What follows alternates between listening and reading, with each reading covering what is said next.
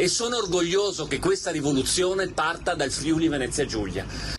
Una vera e propria rivoluzione culturale, quella che parte da Feletto Umberto con la posa della prima pietra del villaggio di co-housing intitolato a Enzo Cainero, il primo a prevedere la convivenza dei figli con disturbo dello spettro autistico insieme ai loro genitori. Il progetto è stato avviato dalla Fondazione Progetto Autismo FVG Onlus, punto di riferimento per un centinaio di famiglie in regione, nata nel 2006 dalla determinazione della presidente e mamma Elena Bulfone come gesto concreto e lungimirante per suo figlio Alessandro. È divenuto poi un modello di eccellenza regionale.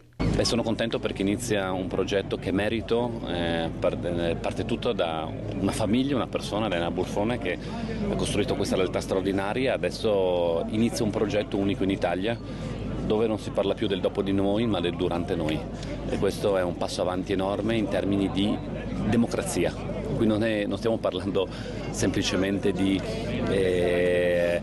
aiutare le persone che hanno bisogno, ma si parla di maggiore civiltà nel nostro paese.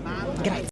Il progetto è reso possibile da una formula che unisce la leadership pubblica con la mobilitazione privata. La Fondazione ha raccolto oltre 1 milione di euro in fundraising. La Regione copre il 70% del costo totale, che si aggirerà sui 10 milioni. La risposta di salute alle persone non è soltanto una sala operatoria, un pronto soccorso, una buona terapia farmacologica, è un percorso di vita.